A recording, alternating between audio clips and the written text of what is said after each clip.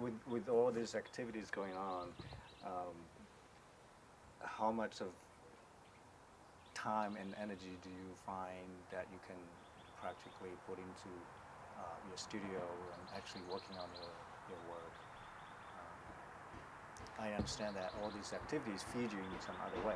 Yeah, That said, you do need to go to your studio and do all these activities. I do need to go, and I it is like yoga or something. If I'm not practicing in my studio, then I definitely something just feels not right. Mm-hmm.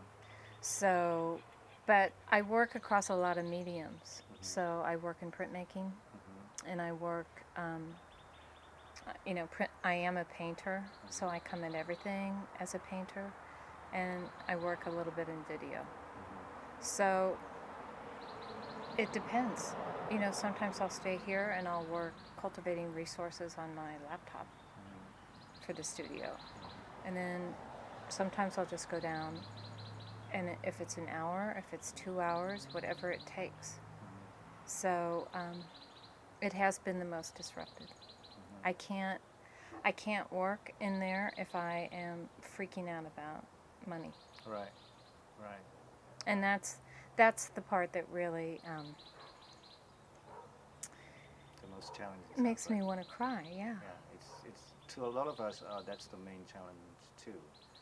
Um, but it sounds like you have managed to overcome a lot of these challenges in like innovative way and with a lot of kind of savvy in terms of setting up different practices that help you one way or another. Um, I don't know though, because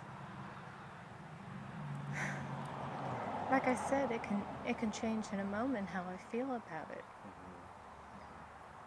yeah. But do you think that I'm trying to see the silver lining in these things because after all, those are the things that will eventually keep us in the art, keep going, right? Do you think this have some like it puts you through a certain kind of trial, basically?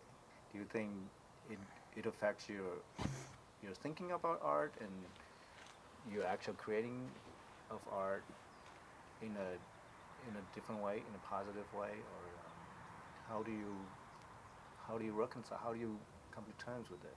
I know it's very challenging. Well, I mean, I will say this. On one hand, when you when I'm teaching, then I know when I have to teach, so I know when I can paint. There is something about when there is just an open-ended amount of time.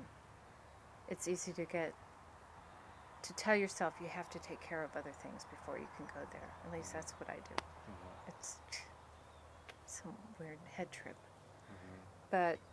But, um, and particularly when there is a deadline, like an exhibition, Mm-hmm. then you really have no choice, right? Mm-hmm. Then you, then you're there because But that's. then what do you do? I'm interested in that. But then what do you do? Because you only have this much time, and you still have all these other things that you need to take care of. You cannot stretch the amount of time that you have. So what do you do in order to meet a deadline such a show, for example? Well, I'm just thinking back. I haven't had a deadline for a show in a while. Mm-hmm. Um, my next show is in 2012, Mm-hmm. so I don't feel particularly pushed. It'll come very soon, though, I right? know, but I'm working, but I don't feel that panic or Mm-hmm. anything.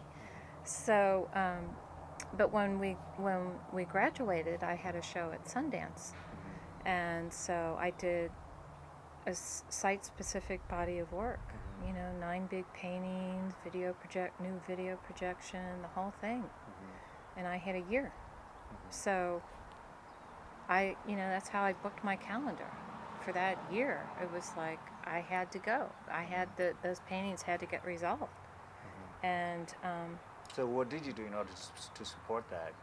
I put everything on a credit card. Mhm.